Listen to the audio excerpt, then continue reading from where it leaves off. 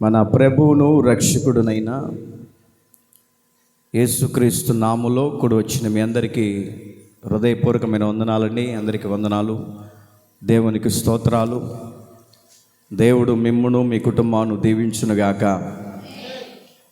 మీ కుటుంబాల్లో సమృద్ధిని కలుగచేయునుగాక, సమాధానాన్ని కలుగచేయునుగాక. హల్లెలూయా, హల్లెలూయా.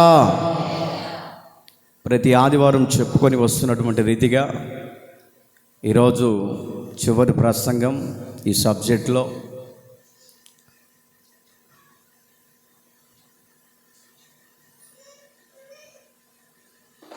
అది ఒకసారి మీకు మూలవాక్యాన్ని గుర్తు చేయాలని ఆదికాండం 16వ అధ్యాయం 13, 14 వాక్యాలను మనము మైక్లో చదవమ్మా. అది చూచుచున్న దేవుడవు నీవే. కొద్ది గట్టిగా చదవమ్మా. అది చూచుచున్న దేవుడవు నీవే, చూచుచున్న దేవుడవు నీవే అను పేరు తనతో మాట్లాడిన యెహోవాకు పెట్టెను. చాలండి. క్రీస్తునందు ప్రియ దేవుని బిడ్డలారా, హాగరు చరిత్రను మనము దాదాపు ఒక 2 నెలలు అవుతుంది అనుకుంటాను. వారము చెప్పుకొని ప్రత్యేకమైనటువంటి కోణంలో, ప్రత్యేకమైన విధానంలో దేవుడు మనతో మాట్లాడుకుంటూ వస్తూ ఉన్నాడు. చూచే దేవుడు, ఇశ్రాయేలు ప్రజల కష్టాన్ని చూశాడని, చూచినటువంటి దేవుడు, తన ప్రజల బాధను చూచిన దేవుడు, చక్కని త్రోవలు నడిపించాడని, చూచుచున్నటువంటి దేవుడు వారి బాధను చూసి వారి కట్లను తెంపివేశాడని, చూచుచున్నటువంటి దేవుడు వాక్కును పంపి వారిని బాగు చేశాడని, చూచుచున్నటువంటి దేవుడు తుఫానును ఆపి వారిని దేవుని సన్నిధిలో నిలబెట్టాడు అని కొన్ని విధానాలుగా చెప్పుకుంటూ వస్తున్నాను. అటుపోయినటువంటి వారంలో దేవుడు అర్పణను చూస్తాడు అని కొన్ని విధానాలుగా దేవుడు నాకు బయలుపరిచినటువంటి విధానాల్ని మీ మధ్యలో పంచుకుంటూ వస్తూ ఉన్నాను. ఈ యొక్క ప్రసంగం చివరి దశలోనికి వచ్చింది. చూచుతున్నటువంటి దేవుడు ఎవరిని చూస్తాడు, ఎవరిని ఉద్దేశించి దేవుడు గమనిస్తూ ఉంటాడు. ఇవన్నీ నా ప్రియ దేవుని బిడ్డలారా, వాక్య భాగాలన్నీ చెప్తున్నటువంటి వాక్య భాగాలన్నీ యూట్యూబ్లో అప్లోడ్ చేయబడుతూ ఉన్నాయి. ఒకవేళ ఎవరైనా ఛానల్ సబ్స్క్రైబర్ చేసుకోకపోతే నా ఫోన్ నెంబర్ కొడితే ఆ వాట్సాప్లో ఈసీఐ మన చర్చి గ్రూప్లో చాలామంది ఫోన్ నెంబర్స్ యాడ్ అయి ఉన్నాయి. దాంట్లో పెడుతూ ఉన్నాను. మన యూట్యూబ్ ఛానల్ కూడా ఉంది, బ్రదర్ రవికుమార్ అఫీషియల్ అని. అందులో వాక్యాలు పొందుపరచబడతా ఉన్నాయి. మీరు ఎప్పుడైనా ఖాళీగా ఉన్నప్పుడు వినటానికి ఆస్కారం ఉంటుంది కాబట్టి అందుకని యూట్యూబ్ ఛానల్ ఓపెన్ చేసి ఈ రీతిగా దేవుడు నాకు బయలుపరిచినటువంటి వర్తమానాల్ని, దేవుడు నాకు ఇచ్చినటువంటి ఆ యొక్క విలువైనటువంటి సమయాన్ని అనేక మందికి తెలియపరచాలని, అనేక మంది వింటే చాలా బాగుంటుందని ఆలోచనతో ఈ వాక్యాలని, పాటలు కానీ వాక్యాలు కానీ ఆ యూట్యూబ్ ఛానల్లో వస్తూ ఉన్నాయి. తెలియనటువంటి వారు తర్వాత నన్ను కలిస్తే దాన్ని ఓపెన్ చేసి మీకు చూపిస్తాను. ఆ దిశగా మీరు ఖాళీగా ఉన్నప్పుడు, ఎక్కడికైనా జర్నీలో వెళ్తున్నప్పుడు, అలాంటి వాక్యాలు వింటున్నప్పుడు ఆ వాక్యాలను బట్టి మన మనస్సును మార్చుకొని సరిదిద్దుకోవటానికి సువర్ణమైనటువంటి అవకాశాలుగా ఉంటాయని ఆ యూట్యూబ్ ఛానల్ అప్లోడ్ చేస్తున్నాను. కాబట్టి ప్రతి వారు కూడా ఆ ఛానల్ విషయంలో సబ్స్క్రైబర్ చేసుకొని ఆ వస్తున్నటువంటి ప్రతి నోటిఫికేషన్ని చూచి వాక్యాన్ని విని ఆ దిశగా మార్చబడాలని దేవుని ప్రేమను బట్టి మీ అందరికీ తెలియపరుస్తున్నాను. హల్లెలూయా, హల్లెలూయా. చూచుచున్నటువంటి దేవుడు ఎవరిని చూస్తూ ఉన్నాడు, ఎవరిని చూస్తాడు అనేది ఒక ఉద్దేశపూర్వకంగా మనం గమనించుకుంటూ పోతే బైబిల్లో ఒక వ్యక్తి ఉన్నాడంట. ఆ వ్యక్తిని దేవుడు చూచి ఉన్నాడు. ఎవరు ఆ వ్యక్తి? ఎవరు ఆ వ్యక్తి? అతని జీవితమంతా ఏదో ఒక నష్టాల మధ్యలో, ఏదో ఒక కష్టాల మధ్యలో, ఏదో ఒక ఇరుకు ఇబ్బందుల మధ్యలో కుటుంబం ద్వారా మాటను పోగొట్టుకొని, కుటుంబ వ్యవస్థలోనే పేరును చెడగొట్టుకొని, కుటుంబ వ్యవస్థలోనే ఇక నీ బ్రతుకు ఎందుకు, కుటుంబ వ్యవస్థలోనే వెలివేయబడినటువంటి వ్యక్తిగా, త్రోసివేయబడినటువంటి వ్యక్తిగా, అనేక మంది ప్రజలకు చులకనగా కనపడుతున్నటువంటి వ్యక్తిగా, ఏమండి ఆఖరికి తండ్రిని మోసము చేసిన వ్యక్తిగా కూడా అక్కడ కనపడుతూ ఉన్నాడు. ఎవరయ్యా? ఎవరి వ్యక్తి? అతని యొక్క స్వభావం ఏమిటి? అతని యొక్క పద్ధతి ఏమిటి అని మనము బైబిల్లో గమనిస్తూ ఉంటే, ఆ వ్యక్తి ఎవరు అని అంటే యాకోబు. ఎవరంట? ఈ యాకోబయ్య కాదండి. యాకోబయ్య మాత్రం కటికల యాకోబయ్య గారు. నేను చెప్పే వ్యక్తి యాకోబు ఎవరంటే బైబిల్లో ఉన్నటువంటి వ్యక్తి. యాకోబులో దేవుడు అబద్ధాన్ని చూచాడు అని బైబిల్లో రాయబడి ఉంది. చదవండి, ఆదికాండం 27వ అధ్యాయం 23వ వాక్యాన్ని మనము చదువుకుందాం. యాకోబు పుస్తకం 27వ అధ్యాయం 23వ వాక్యం. యాకోబు చేతులు అతని అన్న అయిన ఏశావు చేతుల వలె రోమము గలవైనందున ఇస్సాకు అతనిని గుర్తుపట్టలేక అతనిని దీవించి అతనిని పిలిపించి ఏశావు అను నా కుమారుడవు నీవేనా అని అడుగగా యాకోబు నేనే అనెను. ఏమంటున్నాడండి? ఇస్సాకు తన తండ్రి ఏశావును పిలిచి, కుమారుడా, నేను వయసు అంతా నా యొక్క సంవత్సరాలు గడిచిపోతున్నాయి, ఈరోజు రేపో ఎల్లుండో చనిపోతాను, కాబట్టి నా ముద్దు బిడ్డగా ఉన్నటువంటి నీవు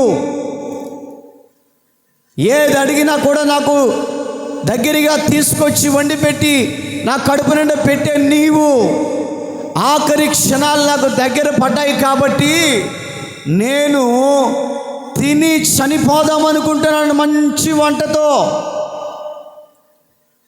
అని ఎప్పుడైతే ఇస్సాకు తన కుమారుడు, పెద్ద కుమారుడైనటువంటి ఏశావును పిలిచి చెప్తా ఉంటే, ఏమండి ఈ యాకోబు విన్నాడంట.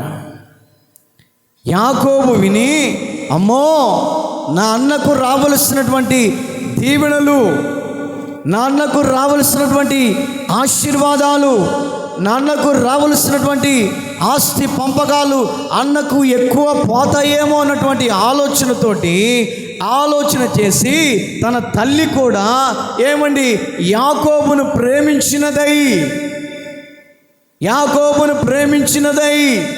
ఒక కుటుంబంలో ఇద్దరు కుమారులు ఉన్నారనుకోండి, తండ్రి ఏమో ఒకని పంచుకుంటాడు. ఎవరిని పంచుకుంటాడు? పెద్దోన్ని. ఎక్కువ వాడికే కొనిస్తూ ఉంటాడు. ఈ చిన్నోడు అంటాడు, నానా ఎక్కువ వాడికే కొనిస్తావు, నాకెందుకు కొనియో, రే వెమ్మకాడివో. అప్పుడప్పుడు మా కూతురుని అడుగుతా, నాన్న కూతురువా అమ్మ కూతురు అని అడుగుతా. 10 రూపాయలు డబ్బులు ఇస్తేనేమో నేను నాన్న కూతుర్ని అంటుంది. డబ్బులు ఇవ్వలేదనుకోండి, నేను అమ్మ కూతురిని, నీ కూతురిని కాదంటుంది. అలాగా ఈ యొక్క తండ్రి అయినటువంటి యాకోబు విషయంలో ఏశావును ప్రేమించినటువంటి వాడై ఇస్సాకు ఏశావును ప్రేమించినటువంటి వాడిగా ఉన్నాడు. యాకోబు తల్లిని ప్రేమించేవాడిగా కనపడుతూ ఉన్నాడు. అలాంటి వ్యత్యాసాల మధ్యలో తల్లి గమనించి, యాకోబా రానురా, నీతో పనుందిరా. ఏంటమ్మా? నానా ఏశావును ఆశీర్వదించాలనుకుంటున్నాడు రా, కానీ ఏశావు నాకు ముద్దు బిడ్డ కాదు, మీ నాన్నకు మాత్రమే ముద్దు బిడ్డ. నీవు నాకు ముద్దు బిడ్డవు. ఏ విషయం చేతనైనా ఏశావుకు రావాల్సినటువంటి ఆశీర్వాదాలు నీకు దక్కాలని నేను కోరుకుంటున్నాను రా కుమారుడా, రా నువ్వు. తండ్రి అంటాడు, ఏశావు అడవికెళ్ళి నీవు వేటాడి మాంసాన్ని తీసుకొని వచ్చి చక్కగా నాకు తయారు చేసి వండి పెట్టిరా, నేను తిని చనిపోదాం అనుకుంటున్నాను. అక్కడ అన్నదమ్ముల మధ్యలో వ్యత్యాసం కనపడుతూ ఉంది. ఈలోపు అన్న వెళ్ళి వేటాడి తీసుకొచ్చే లోపే ఆ తల్లి రిబ్కా ఏం చేసిందంటే, నానా యాకోబు నువ్వు వెళ్ళి మందులో మంచి క్రొవ్విన దాన్ని తీసుకొని వచ్చి అమాంతంగా వధించేసి దాన్ని తీసుకొని రా, మంచిగా నేను వంట చేసి పెడతాను, దాన్ని తీసుకొని వెళ్ళి మీ నాన్నకు పెడదు అని అంటే, యాకోబు అంటాడమ్మా నాన్న నన్ను చూస్తాడు. మరి పిచ్చోడా, మీ నాన్న కళ్ళు లేవురా, కళ్ళు మందగిష్టిపోయినాయి, కళ్ళు కనపడట్లేదు, రేపో మాపో చనిపోయే స్థితిలో మధ్యలో ఉన్నాడు మీ నాన్న, నేను ఎలా గుర్తుపడతాడు? యాకోబు అంటాడు, అమ్మా ఆ స్వరాన్ని ఏమన్నా గుర్తుపడతాడేమో, నా స్వరాన్ని ఏమైనా గుర్తుపడతాడేమో, ఏం కాదులేరా అని చెప్పేసి మంచి వంట చేసి ఆ యొక్క ఇస్సాకు దగ్గరికి వెళ్ళి అడుగుతున్నాడు, నానా నీకోసం మంచి ఆహారాన్ని తీసుకొచ్చి పెట్టాను అని నోరు తెరిచి అడగగానే ఆ ఇస్సాకు అంటున్నాడు, ఈ స్వరము ఏశావుదిగా లేదే, యాకోబుదిగా వినపడుతుంది నాకు అని అంటే, కాస్త జలుబు చేసింది నాన్న రాత్రంతా వేటాడి. ఏమంటున్నాడో తెలుసా? ఆస్తి పంపకాలలో మోసపు విధానమే కనపడుతూ ఉంది. అన్నదమ్ముల మధ్యలో మాట్లాడేటప్పుడే మోసపు విధానాలు కనపడుతూ ఉన్నాయి. బంధువుల మధ్యలో మోసపు విధానాలే కనపడుతూ ఉన్నాయి. ఆఖరికి దీవెనలు పొందుకుందామని ఏశావుకు రావాల్సినటువంటి దీవెనలు ఏ విధము చేతనైనా ఆ దీవెనలు పొందుకోవటానికి ఆశీర్వాదాలు అన్నకు రాకూడదు, నాకే దక్కాలి, నేనే ఆశీర్వదించబడాలని తండ్రిని మోసము చేసే మార్గపు మధ్యలో నడిపించబడుతున్నాడు. అడుగుతూ ఉన్నాడు, ఈ స్వరము ఏశావుది కాదే, ఈ స్వరము యాకోబుదే అని మాట్లాడుతున్నప్పుడు, లేదు నన్ను తవ్విడు చూడు, అతనికి కలిగినటువంటి మందులో గొర్రెను తీసుకొని వచ్చి ఆ గొర్రె చర్మాన్ని తీసి మాంసాన్ని వంట వండి ఆ గొర్రె చర్మాన్ని ధరించి ఇంక వెళ్ళి నువ్వు.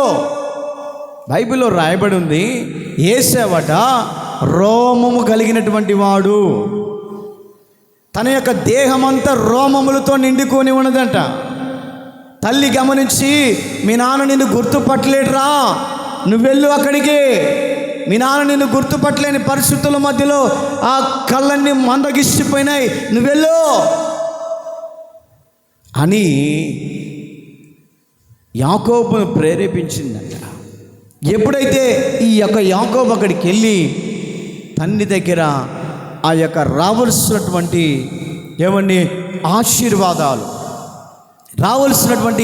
ఆశీర్వాదాలు పొందుకొని ఉన్నాడండి. నా ప్రియ దేవుని బిడ్డలారా, ఆ యొక్క వ్యక్తిగత జీవితంలో యాకోబును మనం గమనిస్తూ ఉంటే తండ్రిని మోసము చేసే వ్యక్తిగా కనపడుతూ ఉన్నాడు, తండ్రిని మోసగించే విధానంలో కనపడుతూ ఉన్నాడు.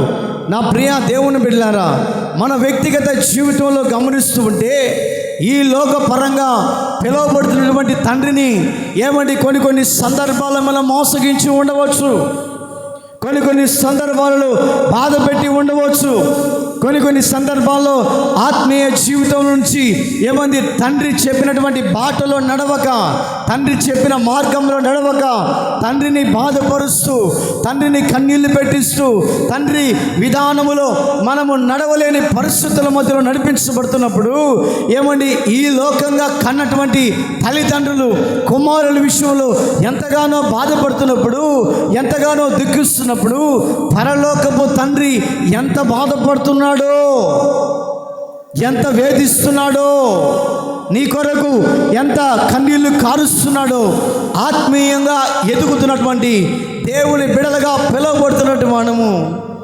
ఒక్కసారి ఆలోచన చేసుకోవాలి. నా ప్రియ దేవుని బిడ్డలారా, పరలోకమందున్నటువంటి దేవునిని మనము మోసగించినట్లయితే, పరలోకమందున్నటువంటి దేవునిని మోసపు విధానాల్లోనికి తీసుకోగలుగుతూ ఉన్నాం. కారణం ఏంటో తెలుసా? ఈ లోకపు చెడు మార్గాలు, ఈ లోకపు చెడు విధానాలు ఏమండి భూమి మీద నివసిస్తున్నటువంటి తండ్రినే మోసగించే విధానంలోకి తీసుకుని వెళ్తున్నప్పుడు పరలోకమందున్నటువంటి దేవుడిని ఎందుకు నువ్వు మోసం చేస్తూ ఉన్నావు? ఎందుకు దేవుని కళ్ళు కప్పి దేవుని మార్గం నుంచి విడిచి వెళ్ళిపోతూ ఉన్నావు? అందుకనే అక్కడ రాయబడినటువంటి మాటలు గమనిస్తూ ఉంటే, యాకోబులో ఉన్నటువంటి అబద్ధాన్ని దేవుడు చూచాడు. ఏ విధము చేతనైనా యాకోబు మనస్సును మార్చాలని యాకోబు అనుకున్నాడు. నా తండ్రి నన్ను ఆశీర్వదించాడు, నా తండ్రి నన్ను దీవించాడు, నా తండ్రి ఆశీర్వదించినటువంటి ఆశీర్వాదం నా మీదే ఉంటుందని ఏమండి ఎంతగానో ఆనందపడ్డాడు, ఎంతగానో సంతోషించాడు, ఎంతగానో ఉత్సాహించి నా తండ్రి దీవెనలు నా చిరకాలం ఉంటాయని ఎప్పుడో ఆనందపడుతూ, ఎంత ఆనందపడుతున్నప్పటికీ కూడా ఆ ఆశీర్వాదం తన తల మీద లేదండి. ఆశీర్వాదం తన తల మీద నిలిచి ఉండక ఎప్పుడు చూసినా కూడా కష్టాల మధ్యలో, వ్యాధుల మధ్యలో, నష్టాల మధ్యలో, నిందల మధ్యలో, అవమానాల మధ్యలో నలిగిపోతున్నప్పుడు కూడా యాకోబు అర్థం చేసుకుంటున్నాడు, అయ్యో దేవుడు నా తండ్రి నన్ను దీవించాడు కదా, ఎందుకు నా ఈ కష్టాలు ఎదురవుతున్నాయి? నా తండ్రి నన్ను ఆశీర్వదించాడు కదా, ఎక్కడ అడుగు పెట్టినా కూడా నీవు దీవించబడతావని చెప్పాడు కదా, ఎందుకు నేను దీవించబడలేకపోతున్నాను? ఎందుకు నేను ఆశీర్వదించబడలేకపోతున్నాను? ఆస్తి సమృద్ధిగా ఉన్నా అనుభవించలేని పరిస్థితి, డబ్బు సమృద్ధిగా ఉన్నా అనుభవించలేని పరిస్థితి, ఆహారము సమృద్ధిగా ఉన్నా 3 చేతులు నోటిలోనికి పోలేని పరిస్థితి, ఎంత ఆహారం ఉన్నా సమృద్ధిగా కడుపు నిండా తినలేని పరిస్థితుల మధ్యలో ఏమండి తండ్రి ఆశీర్వాదం ఉన్నదని, తండ్రి ఆశీర్వాదం ద్వారా నేను బాగుపడతానని ఎంతో ఆశపడ్డాడండి. ఎంతో ఆశపడినప్పటికీ కూడా ఆశ నిరాశల మధ్యలో, కృంగిన స్థితిలో, నలిగిన స్థితిలో, కుటుంబ భారమును బట్టి, కుటుంబ శాపాన్ని బట్టి, కుటుంబాన్ని వెంటాడుతున్నటువంటి ఆ దరిద్రతను బట్టి, అయ్యో నా తండ్రి దీవెన నా మీద ఉందనుకున్నాను, ఏంటి నా పరిస్థితి అని యాకోబు ఎన్నో కన్నీళ్ళ మధ్యలో నలిగిపోతూ ఉన్నాడట. దేవునికి ప్రార్థన చేస్తున్నప్పుడు యాకోబులో ఉన్నటువంటి అబద్ధాన్ని చూసి దేవుడు ప్రత్యక్షమై, యాకోబు నీవు అనుకున్నటువంటి దీవెనలు నీకు చిరకాలంగా లేదు, నీవు అనుకున్నటువంటి నా తండ్రి దీవెనలే నాకు చిరకాలంగా ఉంటాయని నీవు అనుకుంటున్నావు. నీ తండ్రి ఈ భూ సంబంధమైనటువంటి వ్యక్తి, నీ తండ్రి ఈ భూ సంబంధంగా దీవించబడిన వ్యక్తి కాబట్టి ఏ విధము చేతనైనా నీవు దీవించబడాలంటే, ఏ విధము చేతనైనా నీవు ఐశ్వర్యవంతుడుగా నిలిచి ఉండాలంటే, ఏ విధము చేతనైనా నీవు ధనవంతుడు కావాలంటే, ఏ విధము చేతనైనా సమాజంలో ఆ యొక్క వ్యక్తిగత జీవితాల మధ్యలో నీకు తెలిసినటువంటి వారి మధ్యలో గౌరవించబడాలి, నీకు తెలిసినటువంటి స్నేహితుల మధ్యలో హోండాగా ఉండాలి అంటే నా దీవెన నీకు అవసరం. నువ్వు అనుకుంటున్నావు నా తండ్రి దీవెన నాకు వెంటాడుతుంది అనుకుంటున్నావు, తండ్రి దీవెనతో పాటు ఎంతగానో నేను సంతోషిస్తున్నాను, ఆ దీవెనలు నన్ను చిరకాలము తీసుకొని వెళ్తుందని భ్రమలో పడ్డావు యాకోబు. తండ్రిని మోసగించినటువంటి విధానములను నడిచావు కాబట్టి ఈ దీవెన లోకపరంగానే ఉంటుంది. నీవు పొందుకున్నటువంటి దీవెన లోకపరంగానే ఉంటుంది. దేవుడు చెప్తున్నాడు, ఇదిగో నీలో అబద్ధము తీసివేయబడాలి అని అంటే, నీలో అబద్ధము దూరంగా మార్చబడాలంటే నా దగ్గరికి వచ్చి నా పాదాలు పట్టుకొని ఏడ్చగలిగితే, నా దగ్గరికి వచ్చి నా సన్నిధిలో నా పాదాలు పట్టుకొని వేడగలిగితే నిన్ను నేను నీ ఒంట్లో ఉన్నటువంటి అబద్ధాన్ని తీసివేస్తాను. హల్లెలూయా, హల్లెలూయా. కొంతమందిని చూడ ఏమండి దెబ్బకు అబద్ధం ఆడతారు. బ్రదర్ ఏడున్నావంటే నేను 5 ఈయన్నే ఉన్నా బ్రదర్, ఏడ ఉన్నాడు? నేను ఒక ఆయనకు ఫోన్ చేసి అడిగా, తమ్ముడా ఎక్కడున్నావు నువ్వంటే, ఇదిగో నీ పక్క గొంతులోనే ఉన్నా, దోర్నాల బస్ స్టాండ్లో ఉన్నాడు ఆయన. కొన్ని సందర్భాల మధ్యలో చిటికీల్లో ఏమండి అబద్ధాలు ఆడేస్తూ ఉంటాం మానవులు కాబట్టి. అబద్ధాలు అనేది కొన్ని సందర్భాల్లో వస్తూనే ఉంటాయి. అబద్ధానికి జనకుడు ఎవరండి? అబద్ధానికి జనకుడు ఎవరు? అపవాదే. అపవాది అబద్ధానికి జనకుడట. అపవాది ఏమండి అబద్ధానికి జనకుడిగా ఉన్నప్పుడు మనం అబద్ధాలు ఆడుతున్నామంటే కొన్ని సందర్భాల్లో ఎవరికి మనము జనకుడిగా మార్చబడుతున్నాం? అపవాదికి. అందుకని ఆ యాకోబుని గమనించి దేవుని యొక్క దృష్టి యాకోబు మీద నిలిచి, దేవుని దృష్టి ఏ విధము చేతనైనా యాకోబులో ఉన్నటువంటి అబద్ధాన్ని తీసివేసి యాకోబును పర్మనెంట్గా ఆశీర్వదించాలని, పర్మనెంట్గా దేవుని దీవెనలు ఆ కుటుంబం మీదకి పంపించాలని, పర్మనెంట్గా ఆశీర్వాదాన్ని కుమ్మరించడానికి దేవుడు మాట్లాడుతున్నాడు. యాకోబు, ఇప్పటి వరకు తండ్రిని మోసగించినటువంటి అబద్ధాలతో మాట్లాడినటువంటి మోసగించినటువంటి మాటలు చాలు. ఇప్పటి వరకు తండ్రిని బాధ పెట్టినటువంటి ఆ బాధ చాలు. ఇప్పటి వరకు బంధువులని బాధ పెట్టినటువంటి బాధలు ఇక ఫుల్ స్టాప్ పెట్టు. ఇప్పటి నుంచి నేను ఆశీర్వాదాన్ని మార్చబోతున్నాను. నీ జీవితం నువ్వు ఎక్కడ అడుగు పెట్టినా కూడా ఆశీర్వాదం. ఏ ప్రాంతంలో అడుగు పెట్టినా ఆశీర్వాదాన్ని కుమ్మరిస్తాను.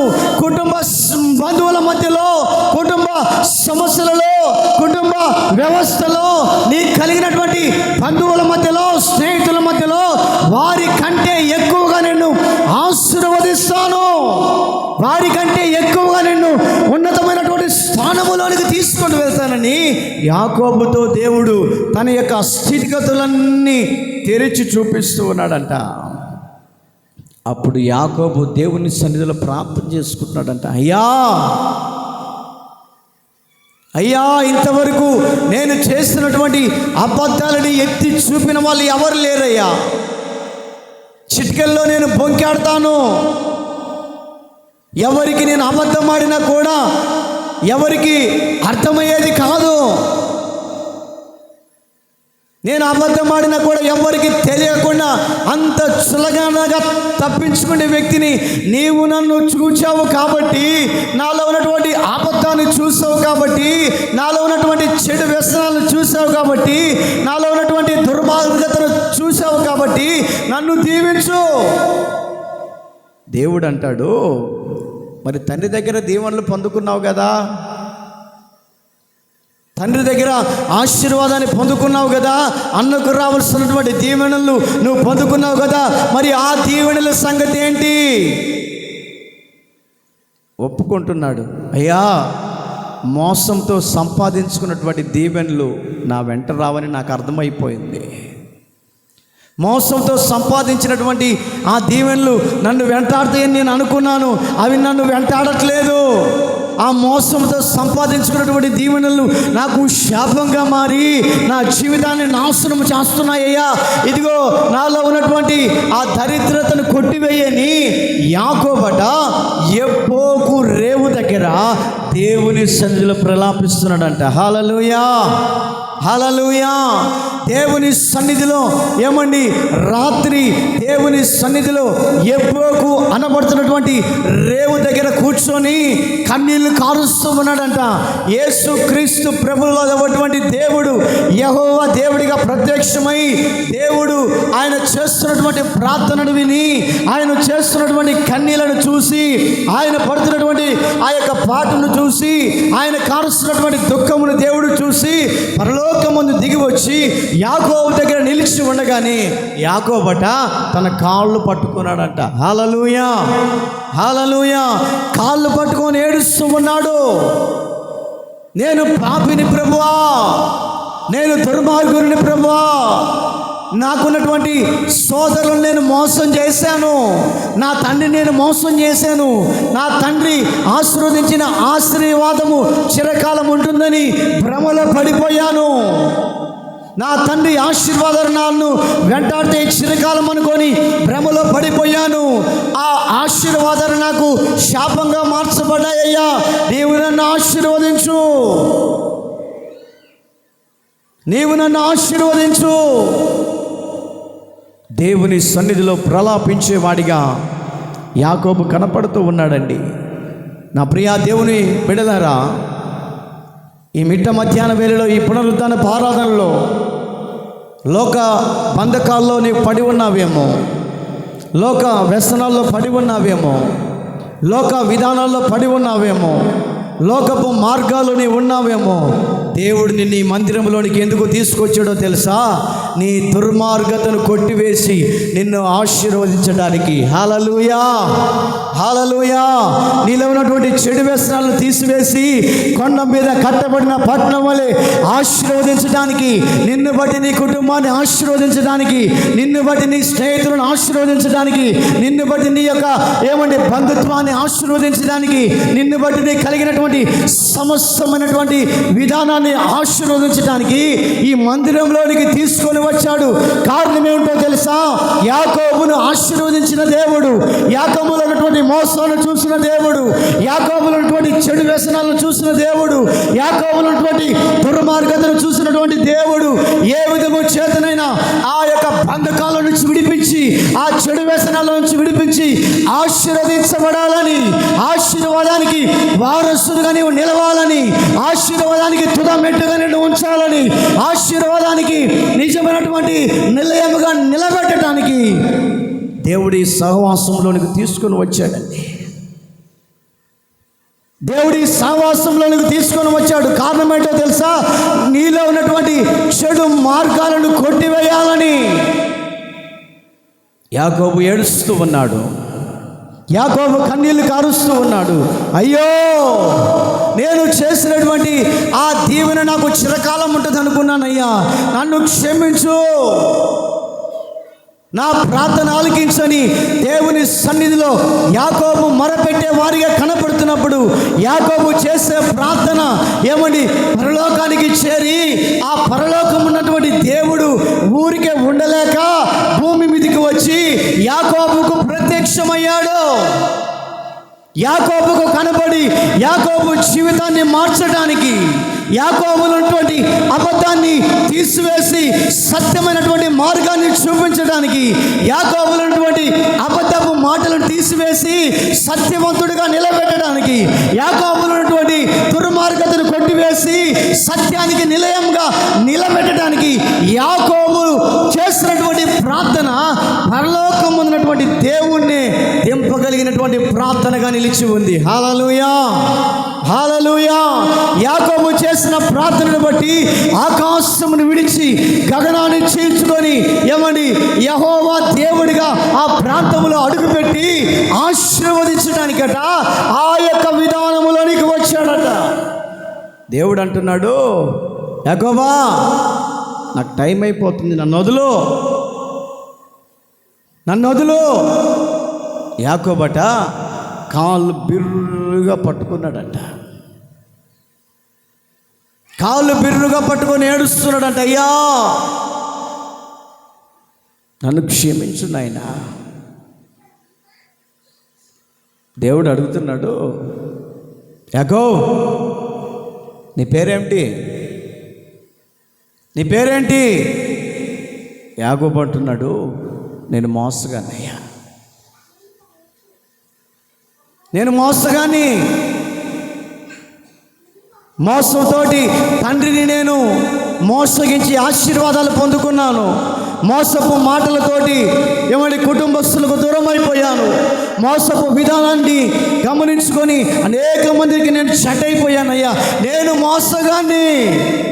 దేవుడు అంటాడు, ఇదిగో నీవు ఇప్పుడు మోసగాడివి కాదు యాకోబు, నా సన్నిధిలో నీ మోసపు విధానాలన్నీ ఒప్పుకున్నావు కాబట్టి, నా సన్నిధిలో నీ మార్గాన్ని ఒప్పుకున్నావు కాబట్టి, నా సన్నిధిలో నీ కన్నీళ్లను తుడుచుకొని నా యొక్క సన్నిధిలో నీ పాపాన్ని ఒప్పుకున్నావు కాబట్టి, నా సన్నిధిలో నీ స్థితిగతులు ఒప్పుకున్నావు కాబట్టి, నా సన్నిధిలో లోకపు విధానంలోనికి వెళ్ళనని నా సన్నిధిలో ఒప్పుకున్నావు కాబట్టి నువ్వు మోసగాడివే కాదు. నువ్వెవరివో తెలుసా? మగ సిరి కలిగినటువంటి వాడివి. కొట్ట చప్పలు గట్టిగా హల్లెలూయా, హల్లెలూయా. నీవు మగ సిరి కలిగినటువంటి వాడివి. పోరాడి నా విషయంలో ఎంతగానో నా విషయంలో నన్ను పోరాడి నువ్వు నన్ను గెలుచుకున్నావు కాబట్టి నీవు మోసగాడివి కాదు. నీ జీవితం ఇప్పటి నుంచి మోసపు స్థితిలో ఉండదు. ఇప్పటి నుంచి చెడు వ్యసనాల్లో వెళ్ళవు. ఇప్పటి నుంచి దేవుని మార్గాన్ని విడిచి లోకపు స్థితిలోనికి వెళ్ళవు. నీవు ఎవరివై అంటే మగ సిరి కలిగినటువంటి వాడివి. దేవుడు చెప్తున్న సాక్ష్యం అండి యాకోబు విషయంలో.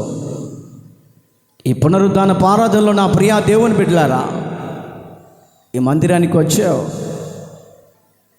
ఒకవేళ లోకపు విధానాలు ఏమైనా ఉంటే తీసివేసుకో.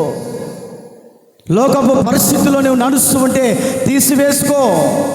లోకపు చెడు వ్యసనాలు ఏమంటే ఇప్పటి వరకు నువ్వు నిలిచి బంధువుల మధ్యలో అవమానం, భార్య మధ్యలో అవమానం, అన్నదమ్ముల మధ్యలో అవమానం, స్నేహితుల మధ్యలో అవమానం, తోబుట్టి వారి మధ్యలో అవమానించబడుతూ నిందించబడుతూ నీ వ్యక్తిగత జీవితాన్ని ఏమిటి నా పరిస్థితి, ఏమిటి నా బ్రతుకు, ఎందుకు నేను బ్రతకాలి, ఎవరి కోసం బ్రతకాలని నన్ను ఎవరు చూసినా కూడా చీకొడుతున్నారు, ఎందుకు నా జీవితం, ఎందుకు నా బతుకు అని ఈ ప్రార్థన మందిరానికి నీ వచ్చావేమో.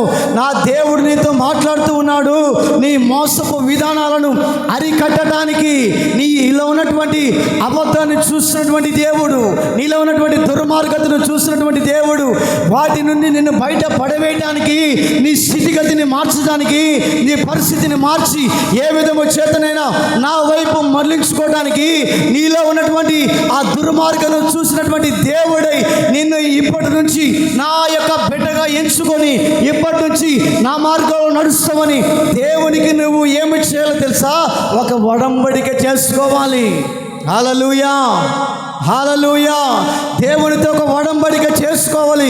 ఇప్పటి నుంచి ప్రభువా నేను చేసినటువంటి అతిక్రమాలను పాతి పెడతానయ్యా, ఇప్పటి నుంచి నేను చేసినటువంటి దుర్మార్గతను పాతిపెట్టి ఇప్పటి వరకైనా ఇప్పటి నుంచైనా నా మనసును నీకు ఇస్తానని దేవునితో ఒక తీర్మానం చేసుకోగలిగితే దేవుడి నీకు పెట్టే సాక్ష్యం ఏంటో తెలుసా? నీవు మగసిరి కలిగినటువంటి వాడివి. నీవు మగసిరి కలిగినటువంటి వాడివని దేవుని ద్వారా మనము సాక్ష్యం పొందుకోగలిగినటువంటి విధానములోనికి వెళ్ళాలి. ఈ మిట్ట మధ్యాహ్న వేళలో నా ప్రియ దేవుని బిడ్డలారా, యాకోబులో ఉన్నటువంటి అబద్ధాన్ని చూసినటువంటి దేవుడు, యాకోబులో ఉన్నటువంటి దుర్మార్గతను చూసినటువంటి దేవుడు, యాకోబులో ఏమని అతని చెడు విధానాలను చూసినటువంటి దేవుడు ఏ విధము చేతనైనా యాకోబును మార్చాలని, ఏ విధము చేతనైనా యాకోబు లోకంలో పడకుండా దేవుడిలోనికి వెళ్ళాలని యాకోబును క్షమించాడట.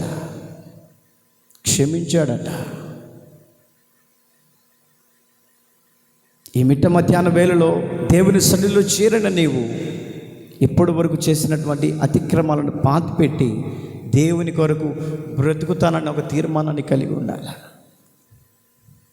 యాకోబు అబద్ధం ఆడేదే కాకుండా ఇంకొక వ్యక్తి అబద్ధం ఆడుతూ ఉన్నాడు. బైబిల్లో ఆ వ్యక్తిని మీకు పరిచయం చేస్తాను. ఈ మాట చెప్పి నేను ముగిస్తాను. ఆదికాండం 4వ అధ్యాయం 9వ వాక్యాన్ని చదువుకుందాం. యెహోవా నీ తమ్ముడైన హేబేలు ఎక్కడున్నాడని కయీనును అడగగా అతడు, నేను ఎరుగను, నా తమ్మునికి నేను కావలి వాడనా అనెను. అప్పుడు ఆయన అక్కడ రాయబడినటువంటి మాటను గమనిస్తూ ఉంటే, అన్న తమ్ముడిని చంపేసి భూమిలో పాతిపెట్టి ఎవరికి తెలియకుండా నేను చేసినటువంటి ఈ మర్డర్ ఎవరు చూడలేదులే అనుకున్న, నరహత్య ఎవరు చూడలే అనుకొని చేతులు దులుపుకొని చేతులు కడుక్కొని పాతి పెట్టేసి పొలంలోకి వెళ్ళి నిద్రపోతుంటే యెహోవా దేవుడు ప్రత్యక్షమయ్యాడంట. యెహోవా దేవుడు ప్రత్యక్షమై, కయ్యూను, నీవు ప్రేమించుచున్నటువంటి తమ్ముడు ఎక్కడున్నాడు? దేవుడు అడుగుతున్నాడు కయ్యూనుతో, నీ తమ్ముడైనటువంటి హేబేలు ఎక్కడున్నాడు? దేవుడితో ఏం సమాధానం చెప్తున్నాడో తెలుసా? వాడికి నేనేమన్నా కావలివాణ్ణా? దేవా, మా తమ్ముడికి నేను కావలవాణ్ణా?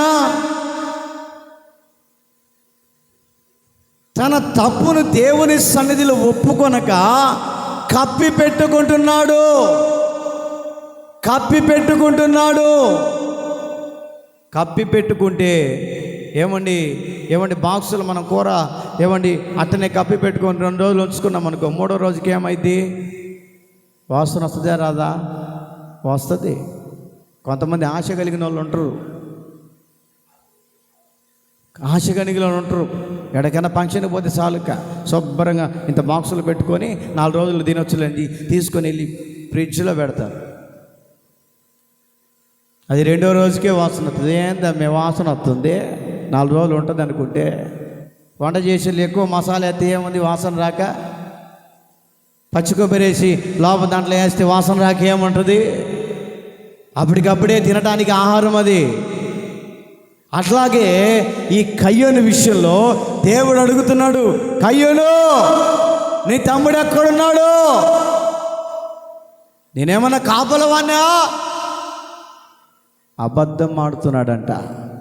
కయ్యూనులో ఉన్నటువంటి అబద్ధాన్ని దేవుడు చూశాడు. హల్లెలూయా, హల్లెలూయా. నా ప్రియ దేవుని బిడ్డలారా, హేబేలు రక్తమంతా దేవునికి మొరపెడుతూ ఉందట.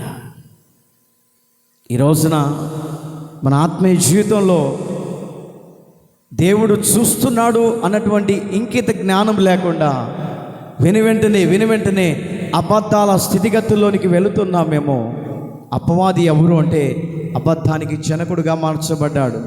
ఈ రోజున నువ్వు అబద్ధాలు ఆడుతున్నావంటే అపవాది నీతోనే ప్రవేశిస్తున్నాడు అని అర్థం, నీతోనే వెంటాడుతున్నాడు అని అర్థం, నిన్ను సమీపిస్తున్నాడు అని అర్థం. ఈ పునరుద్ధాన ఆరాధనలో నా ప్రియ దేవుని బిడ్డలారా, యాకోబులో ఉన్నటువంటి అబద్ధాన్ని చూసి ఏ విధము చేతనైనా యాకోబును మార్చాలని తీర్మానం చేసుకున్నటువంటి దేవుడు ఈ యొక్క మిట్ట మధ్యాహ్న వేళలో నిన్ను కూడా దర్శిస్తూ ఉన్నాడు. నీ స్థితిగతిని కూడా దర్శిస్తూ ఉన్నాడు.